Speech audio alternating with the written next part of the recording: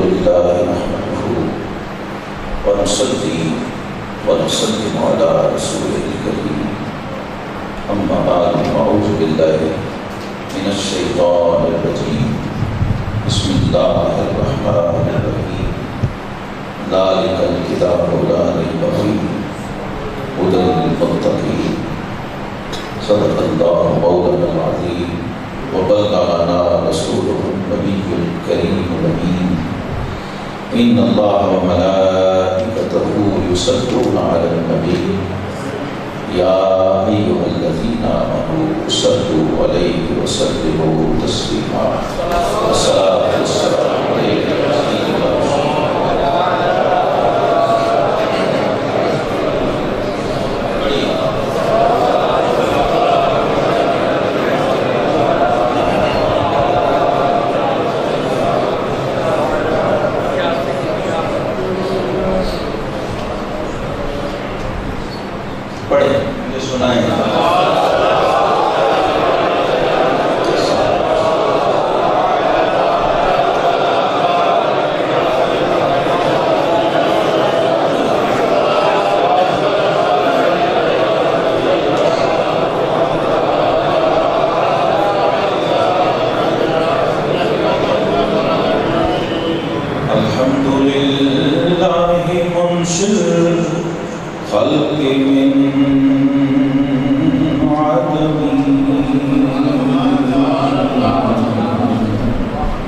ثم الصلاة على المختار في الكتب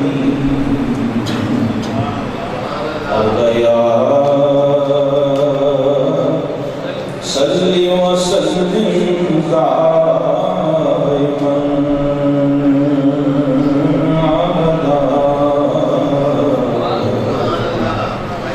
على حبيبك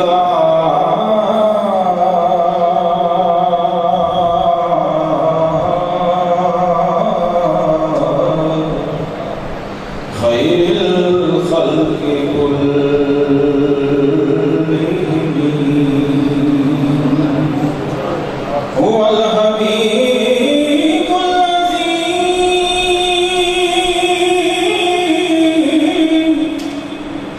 هو الحبيب الذي ترجى شفاعته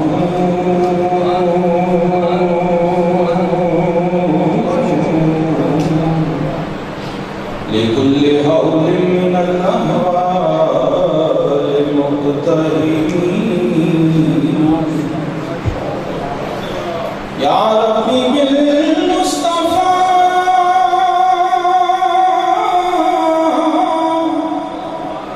يا ربي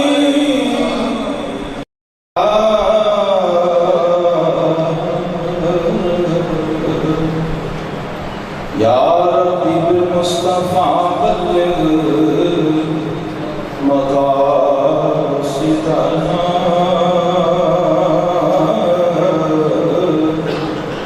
واغفر لنا ما مضى يا واسع الكرم ثم النداء عن نبي بكر وعمر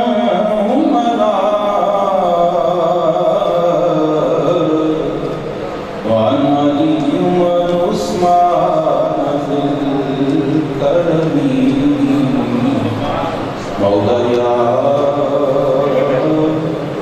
صل وسلم دائما ابدا على حبيبك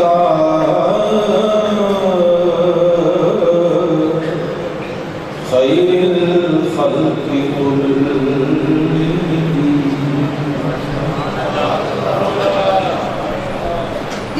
میرے واجب الاحترام جامع مسجد چودھریاں اور بزم ریاض کوٹ کے جملہ احباب، خاص طور پہ آستانہ عالیہ حضرت سیدنا امام علی الحق قدس سرہ العزیز کے مسند نشین جناب پیر سید بلال شاہ صاحب امام دامت برکاتہ العالیہ، ہمارے لیے بڑا اعزاز اور شرف ہے کہ آپ اس مجلس میں جلوہ افروز ہیں اور مسند زینت ہیں۔ ڈاکٹر عتیق افضل صاحب،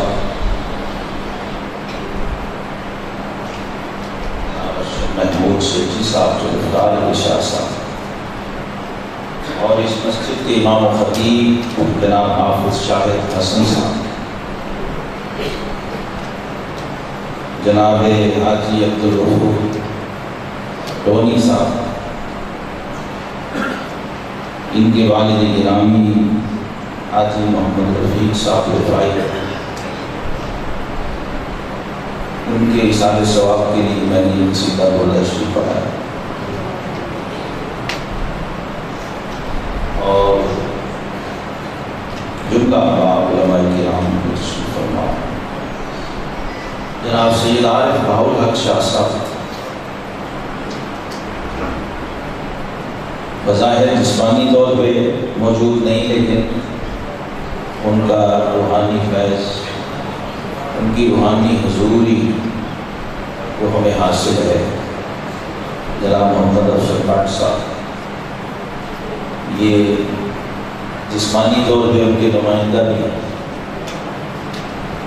اور جملہ احباب جو اس بزم سے، اس مسجد سے اور اس درس قرآن سے وابستہ ہیں، میں آپ سب کو ہدیہ تبریک پیش کرتا ہوں، اس لیے کہ اہل سنت کے محاذ پر اس وقت سب سے بڑی کمی باقاعدہ قرآن سے جڑنے کی ہے، تعلق بالقرآن نہیں ہے۔ رسماً قرآن پڑھا جاتا ہے، تبرکاً قرآن پڑھا جاتا ہے، قرآن سے تعلق ٹوٹ گیا تو ہم ٹوٹ گئے، قرآن سے تعلق جڑ گیا تو ہم جڑ گئے۔ اور اس مجلس میں میرے آنے کی بنیادی وجہ یہی ٹائٹل درس قرآن تھا۔ یہ بہت بڑا المیہ ہے، ہم بچپن سے دیکھتے آ رہے ہیں۔ اول تو درس قرآن ہماری روایت نہیں، اور اگر کہیں درس قرآن کا بینر یا فلیکس لگا ہو تو وہاں درس قرآن نہیں، اندر وہی جلسہ ہے۔ میں بچپن سے، آپ بھی سب اہل نظر، اہل حال، اہل کمال بیٹھے ہیں، تجربہ ہے، زندگی گزاری ہے، آپ اور مذہبی حکم میں گزاری۔ ادھر 20ویں صدی کا شہ دماغ، جینیس آف دا ایسٹ جس کو ویسٹ نے مانا، وہ آپ کے اس سرزمین سیالکوٹ کا پہلا بڑا تعارف عالمی سطح پہ وہ حضرت علامہ محمد اقبال سیالکوٹی ثم لاہوری رحمۃ اللہ علیہ ہیں، اور یہ یقیناً حضرت امام علی الحق سیالکوٹی کی روحانی تجلی کا عکس ہے۔ اور پھر بارگاہ گنج بخش کے فیوز و برکات ہیں، جس نے اس سیالکوٹ کے لڑکے کو شاعر مشرق اور حکیم الامت بنایا۔ جب ہم اس کی بارگاہ میں جاتے ہیں تو ماتم کرنے کو جی چاہتا ہے۔ علامہ انور شاہ کشمیری نے کہا تھا، جو دارالعلوم دیوبند کے صدر مدرس تھے اور بر صغیر پاک و ہند میں اس جیسا عالم کم تھا۔ علامہ انور شاہ کشمیری نے کہا 20ویں صدی میں جتنا قرآن اقبال نے سمجھا کسی اور نے نہیں سمجھا۔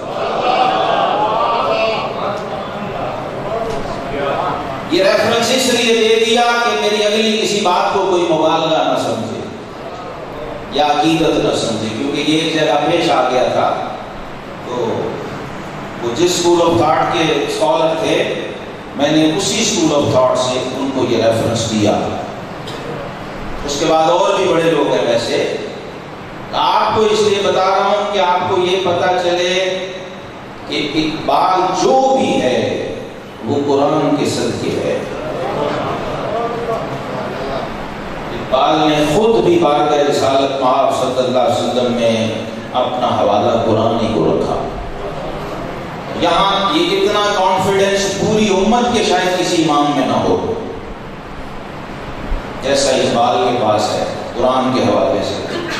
تو اس کو انہوں نے پیش کر کے کہا کہ یا رسول اللہ صلی اللہ علیہ وسلم، اگر میری کوئی بات قرآن کے فیض سے خالی ہو تو مجھے حشر میں آپ کی شفاعت نصیب ہو۔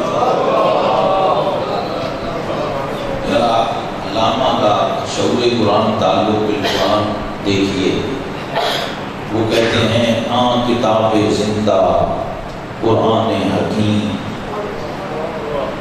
پہلی بات تو اقبال نے یہ سمجھی کہ یہ محض کاغذ، گدا، لفظ، حرف، سیاہی اور برق نہیں ہے،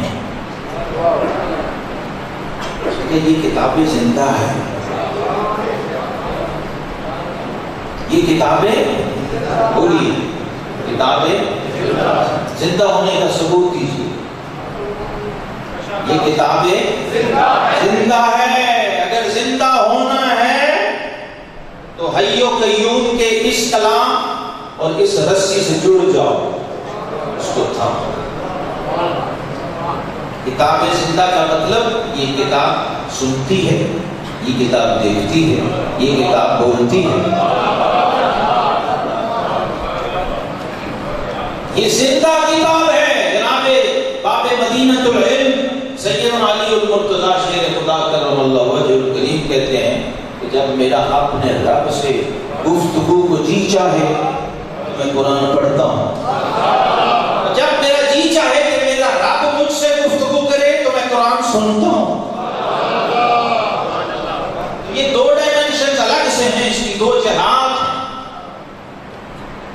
ایک ہے پڑھنا اور ایک ہے پڑھنا سنت ہے، سننا فرض ہے۔ پڑھنا سنت، تلاوت کرنا اور تلاوت سننا فرض۔ اسی وجہ سے ہمارے امام الائمہ امام اعظم ابو حنیفہ رضی اللہ تعالیٰ نے فرمایا وَإِذَا قُرِئَ الْقُرْآنُ فَاسْتَمِعُوا لَهُ وَأَنصِتُوا لَعَلَّكُمْ تُرْحَمُونَ۔ قرآن خود یہ کہہ رہا ہے، جب قرآن پڑھا جا رہا ہو تو کیا کرو، پوری توجہ سے اسے سنو اور خود خاموش رہو۔ تو ہمارے امام نے قرآن کی اس آیت سے یہ استدلال کیا کہ جب مقتدی امام کے پیچھے کھڑا ہو، با جماعت نماز پڑھ رہا ہو، تو چونکہ امام تلاوت کر رہا ہے، اب مقتدی کے ذمہ دو فرض ہیں۔ پہلا یہ کہ اسے دھیان سے سنے، دوسرا یہ کہ خود خاموش رہے، خود کچھ نہ کرے۔ یہ قرآن نے خود ہی سمجھا دیا ہے۔ تو قرآن کو سننا بھی اگر آپ نے سیکھنا ہے تو قریب ترین آدمی ہمارے علامہ اقبال ہیں۔ وہ کہتے ہیں کہ میں میٹرک ابھی شاید کیا تھا تو میں قرآن پڑھ رہا تھا، میرے والد گرامی شیخ نور محمد رحمۃ اللہ علیہ، نور محمد بھی اقبال کو فطری اور پیدائشی طور پہ نصیب تھا، اور والدہ امام بی بی جن کی صبح کی درود اور نعت کی آواز سے وہ کہتے ہیں میری آنکھ کھلتی تھی فجر۔ بعد کہتے ہیں میں قرآن پڑھ رہا تھا، میرے والد نے کہا بیٹا کیا کر رہے ہو؟ میں نے کہا ابا جی قرآن پڑھ رہا ہوں۔ تو انہوں نے کہا قرآن سمجھ آتا ہے تمہیں؟ ابا جی ابھی سمجھ تو نہیں آتا، ابھی تو دیکھ کے پڑھ رہا ہوں، ابھی تو پڑھنا سیکھنا۔ فرمایا کہ اگر قرآن کو سمجھنا چاہتے ہو بیٹا تو قرآن کو ایسے پڑھو جیسے قرآن تم پہ اتر رہا ہے۔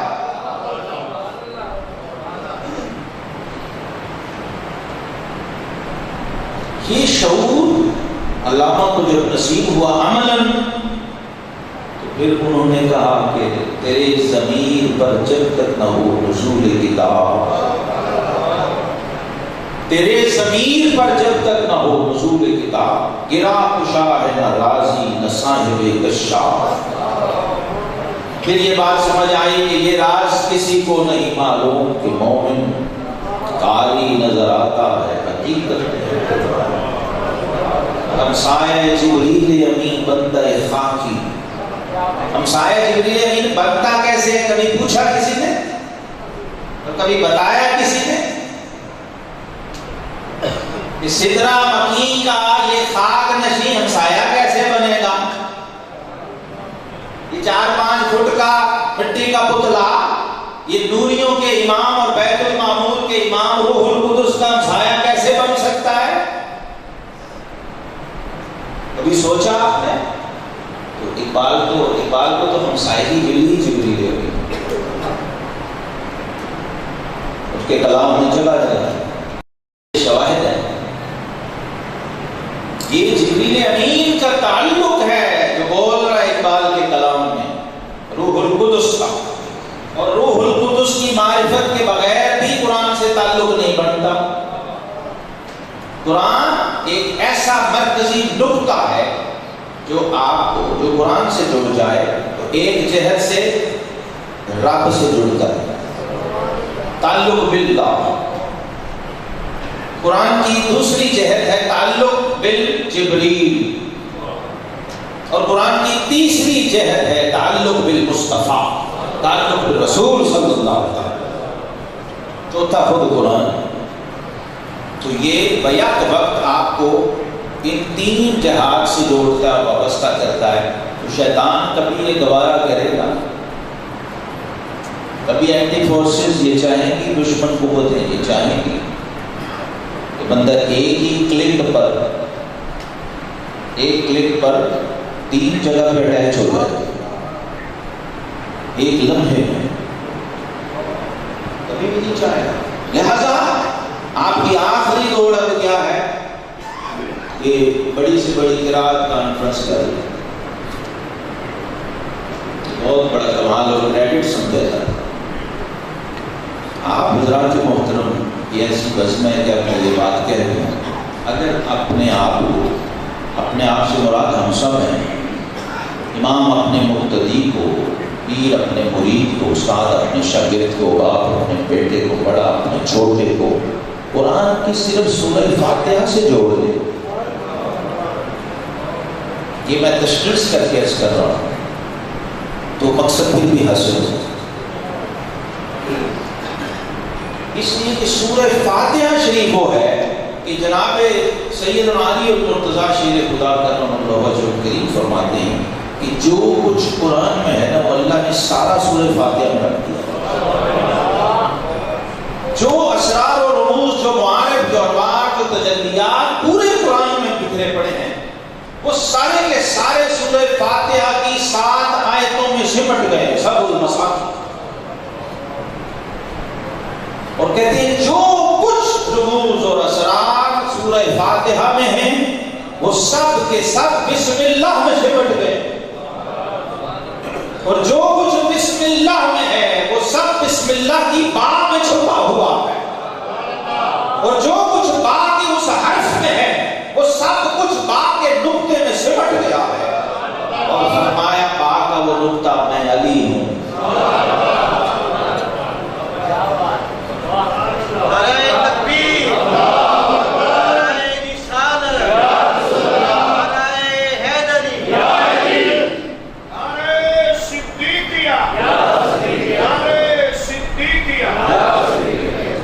نصیر صاحب گولڑے والے سید بادشاہ کو یاد آ گئے، ذکر علی ہے شیر خدا، فرماتے ہیں جو پست ذہن ہو یہ اس کے بس کی بات ہے، جو پست ذہن ہو یہ اس کے بس کی بات نہیں۔ علی سے پوچھ کہ کتنا عظیم تھا صدیق،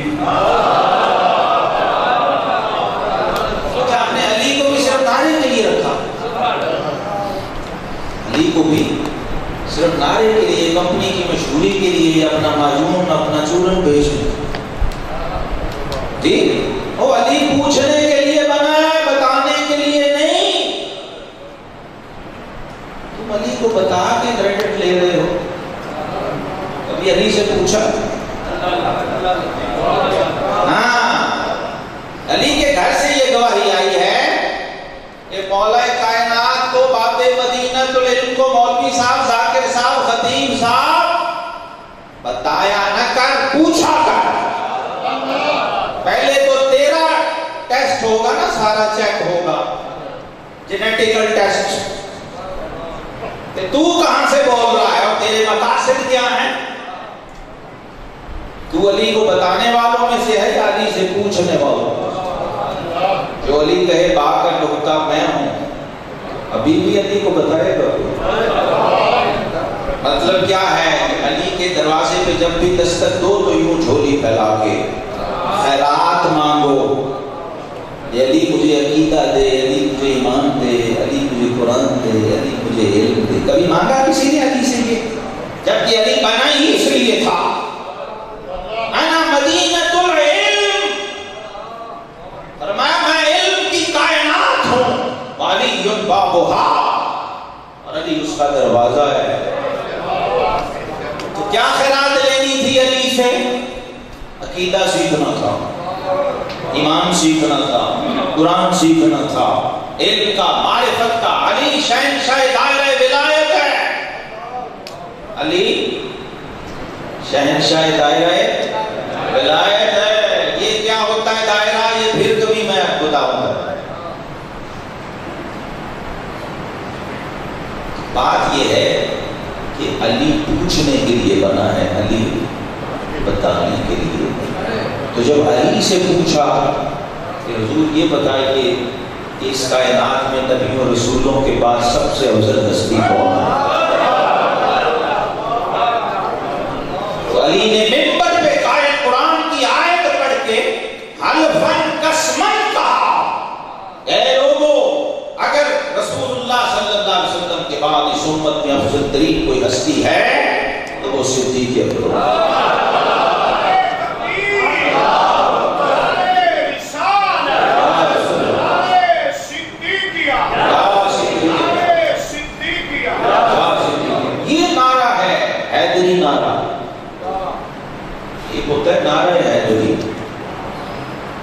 یہ ہے حیدری نعرہ جو شیر خدا نے منبر پہ خود لگوایا، اور اپنی اولاد کو، اپنے بچوں کو، اپنی نسلوں کو سکھایا، ان کی رگوں میں اتارا اور ودیعت کیا۔ اس لیے سیدنا امام جعفر صادق رضی اللہ تعالی عنہ، جہاں سے سارے سادات کی نسل چلتی ہے، غوث پاک کے ننیالی جد اور غوث پاک کے جد اعلیٰ، ان کی بارگاہ میں آج پہلی بار اس بار مجھے حاضری نصیب ہوئی ہے۔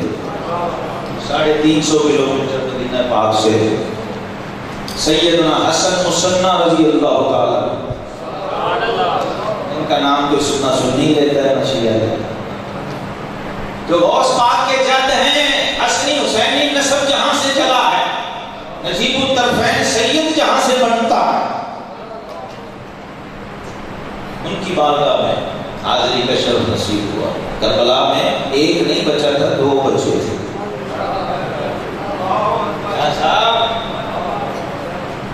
یہ سید بادشاہ کی بارگاہ میں اپنی حاضری لگوا رہا ہوں، سیدنا امام علی الحق کی بارگاہ میں کہا کرتا ہوں کہ چھوٹا علی تمہیں سمجھ نہیں آیا تو بڑا نہیں۔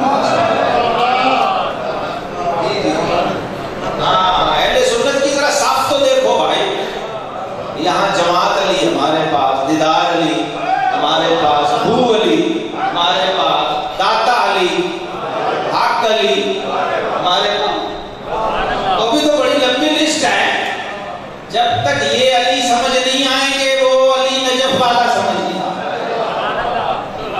یہ ان کی معرفت کے ذرائع ہیں کہ اس دروازے تک پہنچنے کے لیے ٹریکس اور رستے بنے ہوئے، ان سے ہو کے جاؤ، ان سے پوچھ کے جاؤ، ان کو سمجھ کے جاؤ، تو تب وہ سمجھ آئیں گے، تب ان کی معرفت نصیب ہوگی۔ یہ نسب جس بارگاہ سے چلا الحمدللہ اس بار ہمیں وہاں بھی حاضری کا شرف نصیب ہوا.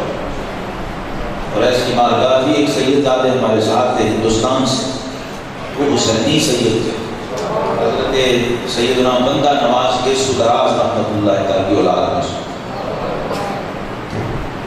وہ بھی ساتھ تھے. پھر وہ نیچے میں کہ آپ ہی جا سکتے ہیں، آگے ہمیں تو ہمت نہیں ہے. وہ گئے پھر مزار شریف تک گئے اور وہاں سے مزار پاک کی خاک لائے. تو وہ خاک پاک ابھی میں بھی تھوڑی سی اس میں سلایا، وہ سونگیں تو ایسی خوشبو ہے کہ ہم نے بھی الحمدللہ بہت نہیں تو دنیا کی اعلیٰ ترین خوشبوئیں سونگی ہیں. میرے دوستوں نے بھی گواہی دی کہ اس خاک کو سونگتے ہیں تو کوئی خوشبو یاد نہیں آتی کہ یہ وہ ویسی ہے، یہ اس طرح. امام حسن مجتبیٰ کے لخت جگر اور امام حسین کے داماد ہیں جہاں سے نسب سادات چلا ہے.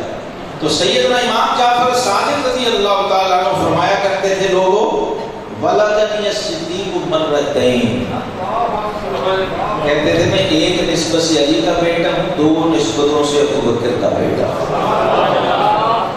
کیونکہ سیدوں کا جو ننیال ہے نانا کا ہے یہ صدیقی ہے. ان کے دادا علی ہیں، نانا صدیق اکبر ہے، اس لیے ان کو دونوں کی شان اور عظمت کو بیان کرنا ہے اور عقیدے میں ڈنڈی نہیں مارنی. شیر خدا نے جو عقیدہ دیا اپنے ماننے والوں کو، اپنے بچوں کو، اپنی اولاد کو، وہ کیا ہے؟ افضل البشر بعد الانبیاء بالتحقیق سیدنا ابو بکر صدیق. جب ہمارا نعرہ اہل سنت کا لگے گا، نعرہ رسالت کے بعد نعرہ صدیق کے لگا کے بتائیے یاد ہو گیا کہ نہیں؟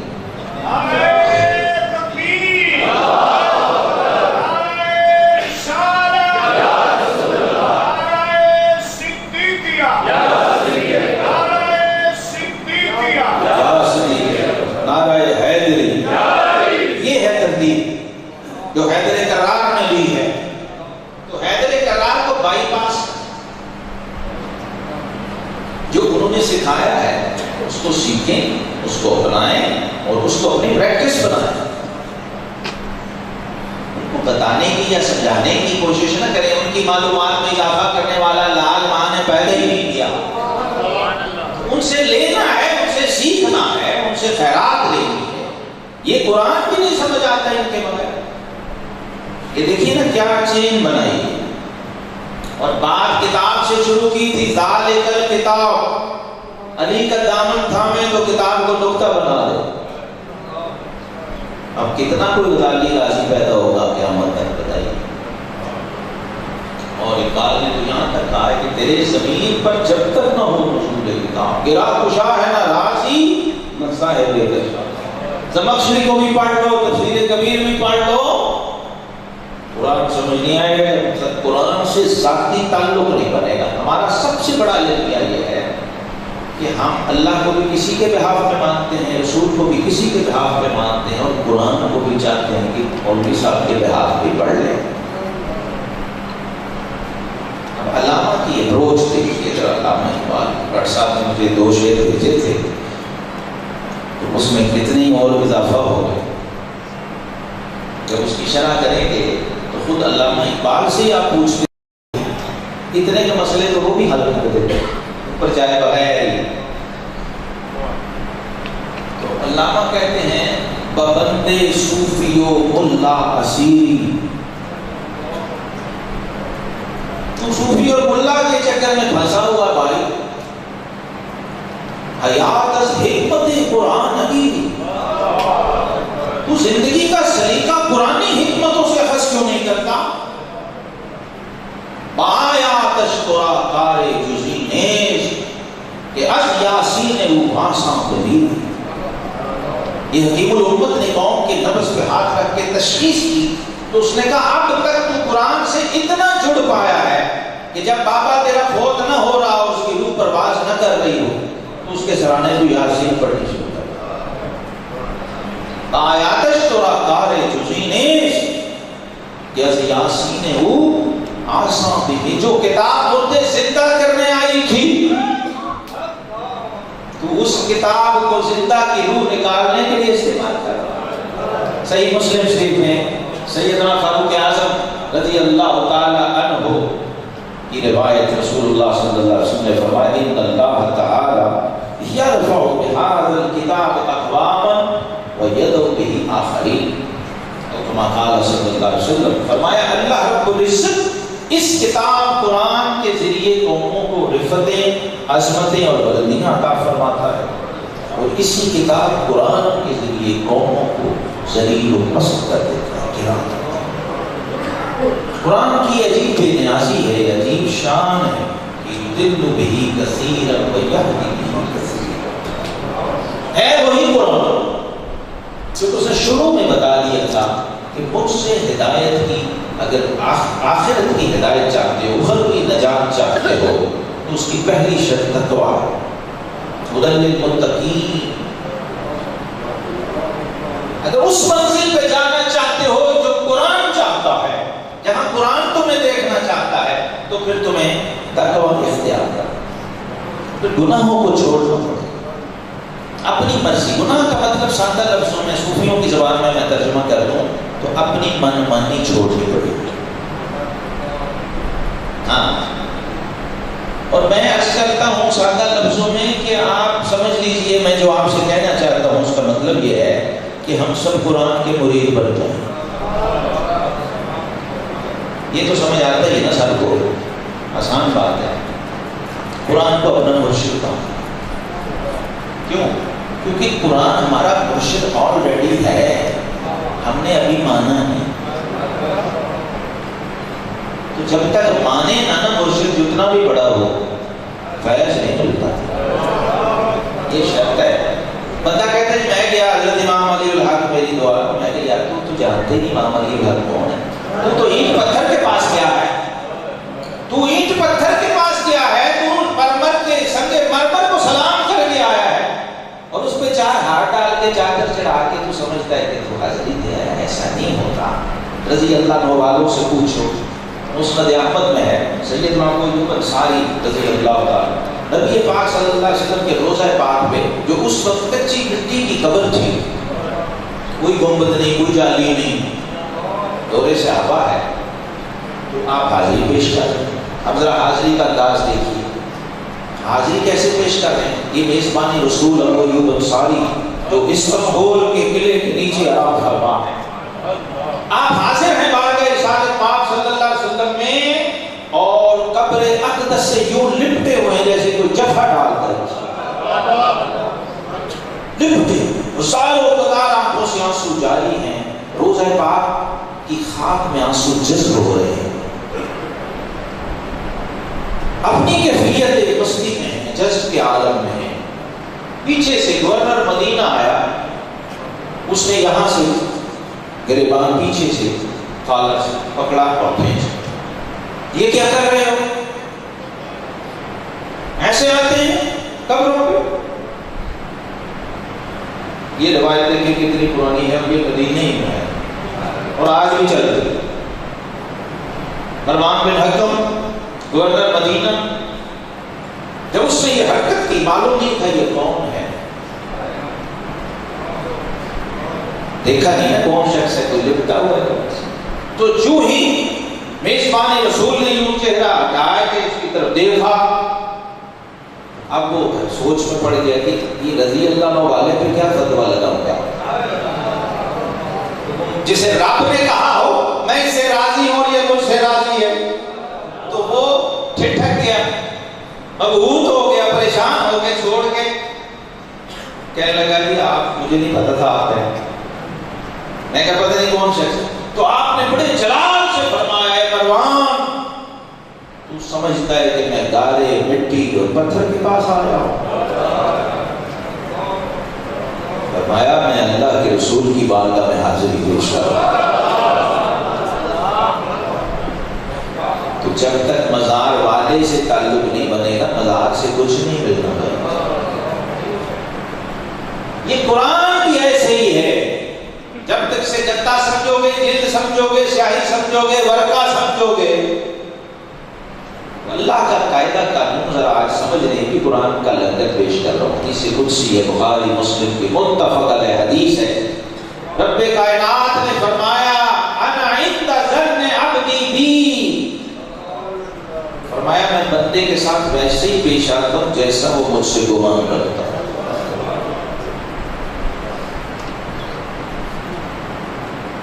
آج فیض ہے باب مدینہ العلم سے آ رہا ہے الحمدللہ۔ جناب شیخ خدا علی المرتضیٰ کرم اللہ وجہہ الکریم فرماتے ہیں میں مسجد نبوی میں داخل ہوا تو دیکھا ایک بدو تھا جو نکر میں بیٹھا اپنے رب سے راز و نیاز کرا، گریہ و زاری مناجات و محویت کا عالم تھا کہ میں بھی دیکھنے لگ گیا۔ کوئی منظر کسی کو روک لے تو اس کا مطلب کوئی اٹریکشن اس میں ہو تو رکتا ہے، ایسی محویت تو ایسی کیفیت بڑی آئیڈیل سچویشن ہے، ایسی ہونی چاہیے۔ تو کہتے ہیں جو ہی میں قدم اٹھاتا چلتے اس کے قریب کہ اس کی سرگوشی میرے کان میں آنے لگی تو وہ کہہ رہا تھا اے میرے رب مجھے ایک بکری کا بچہ دے دے۔ تو کہتے میں حیران ہو گیا کہ قربت و محبیت کا ایسا عالم اور منگتے کو پتہ ہی نہیں کہ ستی سے مانگنا کیا ہے۔ ہم تو مائل بکرم ہیں، کوئی سائل نہیں، اور اسی پہ اتفاق کر لیا۔ اس مقام قرب پہ جا کے بکری کا بچہ مانگا تو کہتے ہیں تھوڑی دور آگے ہوا تو ایک کونے میں یار غار و مزار سیدنا صدیق اکبر رضی اللہ تعالیٰ وہ بھی اسی کیفیت اور محویت میں تھے اور اپنے رب سے سرگوشیاں اور مناجات کر رہے تھے۔ جب میں وہاں قریب ہوا تو اپنے رب سے کہہ رہے تھے مولا میں تیرا ناچیز بندہ تیری بندگی کا حق ادا نہیں کر سکا، جیسا تیری معرفت کا حق تھا وہ میں ادا نہیں کر سکتا، اے مولا مجھے معاف کر دے اور میری بندگی کو اپنی بارگاہ میں قبول کر۔ وہ اس طرح کی مناجات، تو کہتے ہیں میں خوش ہوا کہ اس مقام قرب پر بندے کو رب سے ایسے ہی کلام کرنا۔ یہ وہ پیمانے ہیں، یہ وہ معیار ہیں حضرات گرامی جو ہمیں قرآن کے دسترخوان سے ملتے ہیں۔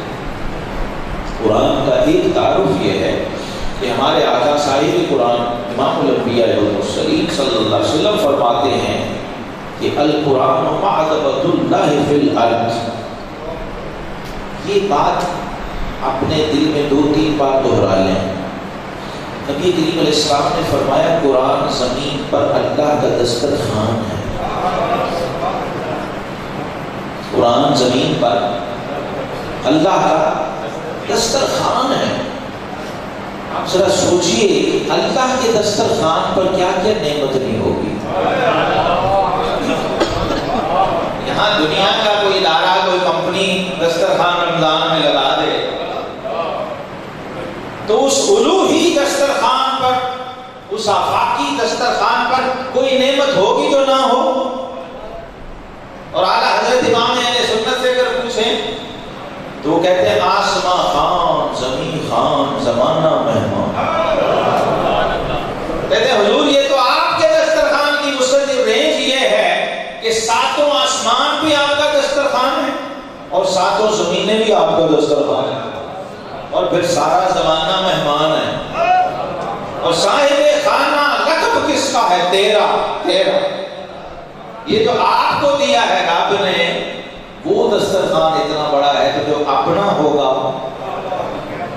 اس کی رینج کیا ہوگی وہ آپ قرآن سے پوچھ لیجئے۔ ولا رات بالبلا یا بسم اللہ فی کتاب مبین۔ اور کائنات کی خشک و تر میں کوئی چیز ایسی نہیں جو اس کتاب روشن، جو اس کتاب مبین۔ اور صاحب قرآن ہمارے آقا صلی اللہ علیہ وسلم کے سب سے جونیئر اسٹوڈنٹ، 11 سالہ اسٹوڈنٹ سیدنا ابن عباس رضی اللہ، ان کی مثال دے رہا ہوں۔ صفہ یونیورسٹی کا نرسری کا اسٹوڈنٹ، ذرا اس کی رسائی دیکھیے۔ سیدنا ابن عباس رضی اللہ عنہ فرماتے ہیں کہ اگر میرے اونٹ کی رسی جنگل میں گم ہو جائے، تو اونٹ کا جو گھٹنا باندھنے والی رسی ہوتی اتنی سی ہوتی، فرمایا اگر جنگل میں گم ہو جائے تو میرے آقا نے مجھے قرآن ایسے پڑھایا ہے کہ میں قرآن کھول کے ڈھونڈتا ہوں، میں وہ رسی ڈھونڈ پہلے قرآن کھول کے دیکھتا ہوں رسی ہے کہاں پڑی ہوئی. یہ جونیئر اسٹوڈنٹ کا حال ہے تو سوچئے صدیق اکبر کی نگاہ کہاں جاتی ہوگی. فاروق اعظم. یہ قرآن کا ذرا ایک پہلو یہ بھی دیکھ لیجیے آپ نے، ایک جھلک،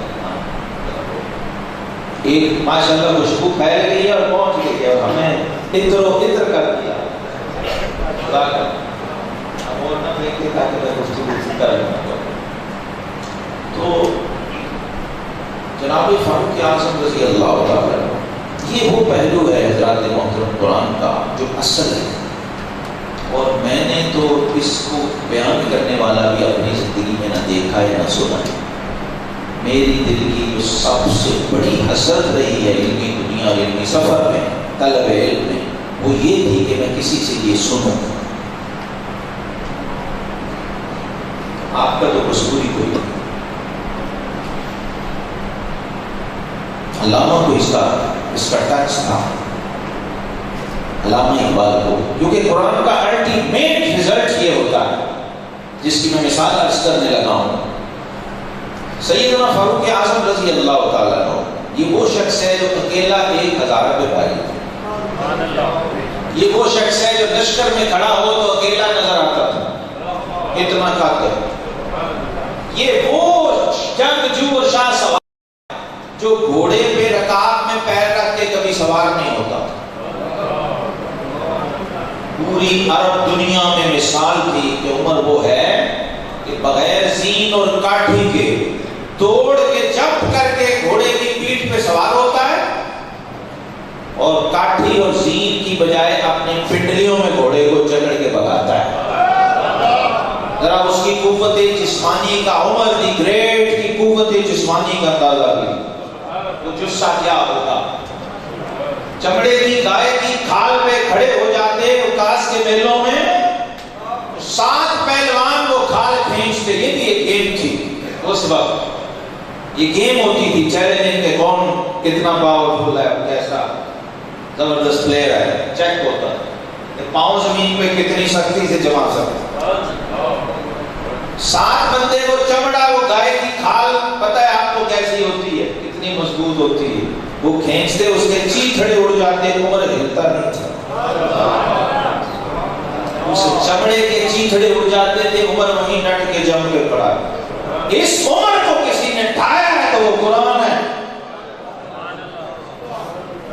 اس لیے اقبال نے اس امت کی بیویوں، بیٹیوں، بہنوں، ماؤں سے کہا تھا کہ تو میدانی کے سوزے کے رہتے تو، اے امت مصطفیٰ کی بیویوں تمہیں پتا ہے کہ تمہاری تلاوت قرآن کی طاقت کیا تھی. تم میدانی کے سوزے کے رہتے تو دیگر کو کرد تقدیر عمر را، عمر کی تقدیر میں انقلاب برپا کر دیا. اس فاطمہ بنت خطاب کی تھوڑی سی تلاوت، وہ جو قرآن تلوار لے کے نکلا وہ عمر، ایسا عمر جس کا میں نے آپ کو تھوڑا سا تعارف کرایا، ہلکا سا. خود پوری فن میں نارمی تھا، اس لیے ابو جہل نے سمجھا. لیکن قرآن کا کمال دیکھیے کہ عمر نکلا کیا تھا اور پہنچا کیا. اور رستے میں قرآن کی تلاوت تھی، آیتیں بہن نے پڑھ کے سنائی اور ایسا انقلاب برپا ہوا کہ دیگر لوگوں کا جو تقدیر ہے. پھر قرآن یہ تو سٹارٹ تھا، یہ تو ایمان، لیکن جب وہ رچ گیا ہوگا تو سوچئے کیا حشر ہوگا. اس کی مثال عرض کرنے لگا. ہمارے امام سیدنا امام ربانی مجدد الفسانی رضی اللہ عنہ نے اس کو نقل کیا. اور بھی ائمہ سیرت نے لکھا، آپ اونٹ پہ جا رہے تھے گلی میں، قاری صاحب اپنے گھر قرآن پڑھ رہے. قاری صاحب اس وقت 30ویں پارے کی یہ آیات پڑھ رہے تھے کہ ان عذاب ربک لواقع وما لہ من دافع.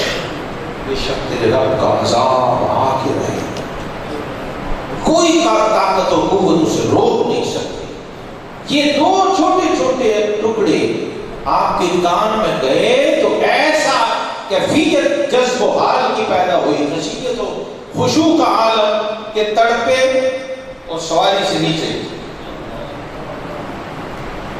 اور باہی ابن آپ کی طرح تڑپتے بےہوش ہو گئے کہ لوگ اٹھا کے گھر چھوڑ دیں۔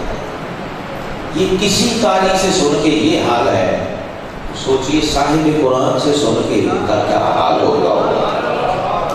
حضور داتا صاحب رحمۃ اللہ علیہ کشف المعجوب میں لکھے کئی صحابہ کی روحیں نماز میں حضور علیہ السلام کے پیچھے پرواز ہوتی، روحیں پرواز کر جاتی۔ حضور غوث پاک کی محفل میں 70 جنازے اٹھ جاتے ہیں۔ سیدنا داؤد علیہ السلام کی مجلس میں زبور شریف کی تلاوت سنتے ہوئے 400 جنازے اٹھ جاتے ہیں۔ حضرات گرامی قدر، علامہ اقبال یہیں سے میں نے شروع کیا تھا۔ دیکھیے انہوں نے اثر پذیری کس درجے کی دی قرآن سے۔ ظاہری اثر یہ تھا، باطنی حال کیا ہوتا ہوگا وہ باطن والے سمجھتے ہیں۔ قرآن پاک کا وہ نسخہ ہمارے لاہور میں جو میوزیم ہے، علامہ اقبال میوزیم، علامہ اقبال کا جاوید منزل، وہاں شاید وہ نسخہ پڑا ہے جس پہ آپ تلاوت فرماتے تھے علامہ اقبال۔ آپ کے خادم جناب علی بخش صاحب رحمۃ اللہ وہ فرماتے ہیں کہ جب آپ روزانہ تلاوت قرآن سے فارغ ہوتے تو پھر اس قرآن کو میں دھوپ میں رکھ کے سکھاتا تھا، اس کا ہر ورق ان کے آنسوؤں میں اس طرح بھیگ جاتا اور تر ہو جاتا تھا جیسے کسی حوض میں پھینک کے نکالوں۔ وہ ابھی بھی آپ دیکھیں تو ایسے ہی لگتا ہے کہ پانی میں ڈبو کے کوئی چیز جب سکھاتے ہیں کتاب کو تو جیسے وہ سفید ہو جاتے ہیں، اس طرح کی کیفیت ہے۔ یہ تعلق بالقرآن جب شروع ہوتا ہے تو آپ کی دنیا بدلتی ہے، پھر آپ کے اندر تبدیلی پیدا ہوتی ہے۔ نبی رحمت امام الانبیاء والمرسلین صلی اللہ علیہ وسلم نے جو اس امت کو سب سے بڑا تحفہ، سب سے بڑا لنگر عطا کیا ہے وہ قرآن، اور قرآن وہ معجزہ ہے جس کی مثال تاریخ معجزات میں نہیں۔ ایسا معجزہ ہے، معجزہ جاریہ ہے، معجزہ زندہ ہے، اور ایسا کبھی ہوا نہیں کہ کسی نبی نے اپنی امت کو کوئی معجزہ دکھایا ہو اور پھر معجزہ بھی ساتھ ہی دے دیا ہو، یہ ساتھ رہتے جب معجزہ کتنا ہی بڑا ہو، اس کی عمر کتنی ہوتی ہے، 2-4 منٹ۔ سب سے بڑا معجزہ شق القمر ہے، چاند کو 2 ٹکڑے کیا، یہ قرآن اس سے بھی بڑا معجزہ ہے۔ بلکہ قاضی اعجاز مالکی رحمۃ اللہ نے کہا یہ معجزہ نہیں ہے، یہ 6666 معجزوں کا مجموعہ ہے، کیونکہ آیت کا ترجمہ ہی معجزہ، آیت کہتے ہی معجزے کو ہے۔ کبھی سوچئے کہ اس کی ہر لائن کو آیت کیوں کہتے ہیں؟ اس نے صرف ماننے والوں سے نہیں منوایا، جس نے رب کو نہیں مانا، جس نے رسول کو نہیں مانا، قرآن نے اس سے بھی اپنی شان بنوائی۔ عرب کے جاہل بدوؤں سے قرآن نے خراج تحسین دیا، قرآن نے اپنی شان و عظمت تسلیم کروائی ہے۔ امام جلال الدین سیوطی رحمہ اللہ لکھتے ہیں، وہ قاری صحرا میں پڑھ رہا تھا، فاستغفر بما تؤمر، قاری صاحب یہ تلاوت کر رہے تھے، بدو سن کے سجدے میں گرا، پوچھا کہ آپ نے کس کو سجدہ کیا ہے؟ اس نے کہا اس کلام کی فصاحت کو۔ ہم وہ بد نصیب لوگ ہیں جو قرآن کی داد بھی نہیں دے سکتے، کلام الہی کی داد دینے کی استعداد اور ایبلٹی بھی ہمیں پیدا نہ ہو تو ہم کس بات کے مسلمان ہیں؟ اس لیے آج یہ عہد کر کے اٹھیے کہ میں سورہ فاتحہ شریف سے جڑوں گا۔ تو میں نے شروع میں آپ کو اتنا آسان اور شارٹ کٹ نسخہ دیا ہے کہ کوئی بڑا اور بچہ میرا نہیں خیال جو یہاں بیٹھا ہو اسے سورہ فاتحہ نہ آتا، اس کے سینے میں سورہ فاتحہ محفوظ ہے انشاءاللہ۔ آپ اس سے جڑ جائیے، پھر موقع ملا تو مزید بولیں گے اس پہ بات کریں گے کہ فاتحہ شریف سے جڑنا کیسے ہے اور اس سے فیض کیسے لینا ہے، پھر بسم اللہ تک پہنچنا ہے، پھر با تک، پھر نقطے تک، کیونکہ ہم نقطے تک ہی پہنچ جائیں تو جس کا نقطہ بھی کتاب ہو، سوچو وہ کتاب کیا ہوگی، اور جس کا نقطہ علی ہو، باب مدینہ جو العلم ہو، وہ کتاب کیا ہوگی۔ اس کتاب کی شان میں کچھ شعر ہیں بٹ صاحب، میں پڑھنے لگا۔ قرآن کی شان بھی کاش ہم ہماری محفلوں میں آ جائے۔ حضرت عبداللہ بن مسعود رضی اللہ عنہ کہتے ہیں، بخاری شریف کی حدیث ہے، کہتے ہیں ایک دن میں بیٹھا تو میرے آقا کریم علیہ السلام نے فرمایا کہ ابن مسعود مجھے قرآن سناؤ۔ یہ ہے نشانی سچے محب کی، سچے عاشق کی پہلی نشانی یہ ہے۔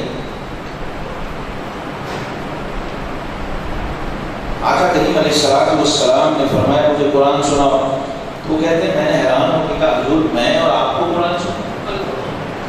قرآن تو خود آپ پہ نازل ہوا ہے۔ آقا کریم علیہ السلام تسلیم نے فرمایا انی احب ان اسمعه عن غیری، فرمایا ابن مسعود مجھے تو پتہ ہی ہے مجھ پہ تو اتر رہی ہے، لیکن آج میں چاہتا ہوں ذرا محبوب کی بات دوسرے کی زبان سے سن کے تو۔ اس لیے رومی فرماتے ہیں خوش طرح باشد کے سر دل براں گفتہ آیت در حدیث دیگراں۔ بے شک شاعر کا کلام ہو، شہزاد مجدی کا ہو یا ریاض حسین چودھری کا، لیکن جب پڑھنے والا مجھے میرا ہی کلام بھی سنائے نا تو لذت پھر بھی آتی، میں نے تو لکھا ہی ہوا۔ سمجھ رہے ہیں میری بات؟ تو آقا کریم علیہ السلام کی یہ سنت ہے، مجھ پہ تو اترا ہی ہے، مجھ پہ تو نازل ہوا ہے، لیکن فرمایا میں چاہتا ہوں ذرا محبوب کی بات ذرا دوسرے کی زبان سے سنی جائے۔ تو محبت کا اس سے پتہ چلتا ہے کتنی محبت ہے۔ قرآن پاک حضرات گرامی ایسی عظمت عظیم شان کتاب ہے کہ ہماری زندگی کا مقصد یہ ہے، دنیا میں آئے اس لیے ہیں کہ اس قرآن سے جڑ جائیں۔ یہ یوں سمجھ لیجئے کہ ہمارے رب نے ہماری طرف ایک رسی کے کمند پھینکی، اس کا نام قرآن ہے۔ جس نے اس کو تھام لیا تو ایک سرے پہ بندہ اور دوسرے سرے پہ رب۔ یہ وہ واحد فزیکل سورس ہے، واحد فزیکل سورس کہہ رہا ہوں۔ اس کے لیے کسی ریاضت مجاہدے چلے کشف باطن کی ضرورت بس یوں پکڑ لینی آپ نے، فزیکلی موجود ہے قرآن ہمارے پاس، اللہ کی رسی ہے، اس کے ساتھ جڑنا ہے اور تعلق بنانا۔ اس کی شان دیکھیے کیا ہے، حکمتیں ہیں، نور ہے، اسرار ہیں قرآن، حکمتیں ہیں، نور ہے، اسرار ہیں قرآن میں، ذات رب عرش کے انوار ہیں قرآن میں، اور رہنما و محسن انسانیت ہے یہ کتاب، رہنما و محسن انسانیت ہے یہ کتاب، کامیابی کے سبھی اتوار ہیں قرآن، اور زندگی میں بندگی کے رنگ بھر دیتا ہے یہ۔ زندگی آمد برائے بندگی، تو وہ سیکھنی کہاں سے؟ زندگی میں بندگی کے رنگ بھر دیتا ہے یہ، ارفع و اعلیٰ سبھی اقدار ہیں قرآن ہے، اور ناسخ و منسوخ ہیں کچھ محکم و متشابہات، ناسخ و منسوخ ہیں کچھ محکم و متشابہات، گھاٹیاں کچھ راستے خمدار ہیں قرآن، ہے پیام زندگی یہ مردہ قوموں کے لیے، ہے پیام زندگی یہ مردہ قوموں کے لیے، روح پرور تازہ تر افکار ہیں قرآن۔ میری ماں جی جب بھی یہ شعر پڑھتا ہوں مجھے یاد آ جاتی ہے، اللہ ان کا سایہ سلامت رکھے۔ میرے والد گرامی روز اخبار پڑھتے تھے فجر کے بعد، والدہ صاحبہ کا اپنا اخبار قرآن مستقل ساری زندگی جو ان کی ماں پڑھتا، تو والد صاحب کی کوشش ہوتی کہ کوئی نہ کوئی خبر والدہ صاحبہ سے یہ بات ہے۔ ایک دن انہوں نے جملہ کہا کہ یہ آپ کا اخبار کیسے روز ہی پرانا ہو جاتا ہے، روز آپ کو نیا لینا پڑے، یہ میرا اخبار دیکھیں، میں بچپن سے پڑھ رہی ہوں، 50 سال سے آدمی نیا کا نیا، مجھے تو روز نیا۔ یہ دوستو قرآن کی شان، یہ قرآن کا کمال اعجاز ہے اور عجیب شان ہے۔ اے پیام زندگی یہ مردہ قوموں کے افکار ہیں قرآن. یہ ہم سمجھتے ہیں نا بسم اللہ کا ایک ہی معنی ہے. مثال دیتا ہوں میں. امام قشیری رحمۃ اللہ علیہ کی تفسیر ہم نے شروع کی ہوئی ہے آج کل بیان کرتے ہیں مہینے میں ایک بار. قرآن کی صوفیانہ تفسیر لاہور میں درس ہوتا ہے. صرف صوفیاء کے پوائنٹ آف ویو سے قرآن کو دیکھتے ہیں. عرفاء کیا کہتے ہیں, داتا صاحب کیا کہتے ہیں, جنید بغدادی, امام جعفر صادق کیا کہتے ہیں, انہوں نے کیسے. تو امام قشیری رحمۃ اللہ علیہ نے بسم اللہ کے 114 ترجمے کیے. جی سمجھ رہے ہیں میری بات. ہمیں تو ایک ہی پتہ ہے نا, اللہ کے نام سے شروع ہوتا بس. بات ایسا نہیں, ایسا نہیں. قرآن سے جڑیں گے نیا ٹیسٹ ہے روز ہی, نیا ذائقہ, نیا رنگ, نئی کیفیت. لیکن جڑیں گے تو, ورنہ حضرت رومی رحمۃ اللہ تعالی علیہ وہ فرماتے ہیں مان سے قرآن بد بزیدم مغزرا. یہ صوفیاء کا نقطہ نظر ہے. من سے قرآن بد بزیدم مغزرا استخاں پیش صدا انداخت ہے. فرماتے ہیں میں نے قرآن سے گودا نکال لیا, مغز نکال لیا, اب ہڈیاں میں نے گتوں کے لیے ہوئی. کیلا لیتے ہیں نا تو پیسے تو چھلکے کے بھی ساتھ دینے پڑتے ہیں. کبھی دیکھا ہے کبھی گودا کو پھینک کے چھلکا کھا رہا ہو. ہم وہ قوم ہے جو چھلکے پہ ٹک گئے. اصل تو مغز تھا نا, فی ہر 10 نیکیوں میں سمجھا بس کا. یہ اترا اس لیے نہیں تھا, یہ بونس تھا. 10 نیکیاں بونس, اصل مقصد کچھ اور. یہ قرآن کا کمال ہے. روح پرور تازہ تر افکار ہیں قرآن میں. اور شعر میں بھی میری دلیل آ گئی. دیکھتے ہیں صفحہ در صفحہ انہیں اہل نظر. یوں ہی برق پلٹتے ایک نیا جلوہ. دیکھتے ہیں صفحہ در صفحہ انہیں اہل نظر. جلوہ فرما ہر جگہ سرکار ہیں قرآن. کان خلقہ القرآن. یہ دیکھنے والوں نے گواہی دی تھی نا. کسی نے پوچھا حضور کے اخلاق کیسے تھے, تو ام المومنین صدیقہ بنت صدیق رضی اللہ عنہ نے فرمایا حضور تو خود چلتا پھرتا قرآن. جلوہ فرما ہر جگہ سرکار ہیں قرآن میں. یہ قرآن کا کمال دے. اور زمزمہ تسبیح کا نغمہ کہیں تحلیل کا. زمزمہ تسبیح کا نغمہ کہیں تحلیل کا. جہاں فضاؤ دل نشین اذکار ہیں قرآن میں. قل ہو اللہ احد ہے, اس کی وحدت کا بیان. یہ علامہ اقبال نے لکھا ہے کہ سورہ اخلاص کی تفسیر میں نے صدیق اکبر سے پڑھی ہے. سیال کوٹ میں کاش کوئی ایسا حلقہ ہو جو لوگوں کو قرآن اقبال کی زبان میں پڑھائے. کہتے ہیں سورہ اخلاص کی تفسیر مجھے صدیق اکبر نے پڑھا دیا. انہوں نے لکھی بھی ہے اپنے کلام میں. قل هو اللہ احد ہے, اس کی وحدت کا بیان. کبریائی کے کئی آثار ہیں قرآن میں. اور سورہ رحمان کی آیات میں جلوہ نما. سورہ رحمان کی آیات میں جلوہ نما. اس کی قدرت کے حسین شاہکار ہیں. قرآن میں ماضی و حال اور مستقبل کی ہے اس میں خبر. ماضی و حال اور مستقبل کی ہے اس میں خبر. جلوہ گر شہزاد سب ادوار ہیں قرآن. ماضی دیکھ لو, حال دیکھ لو, مستقبل, سارے زمانے. بلکہ قیامت کے بعد جنت و دوزخ بھی اگر دیکھنی ہو تو وہ بھی قرآن میں ہے. حکمتیں ہیں, نور ہے, اسرار ہیں قرآن میں.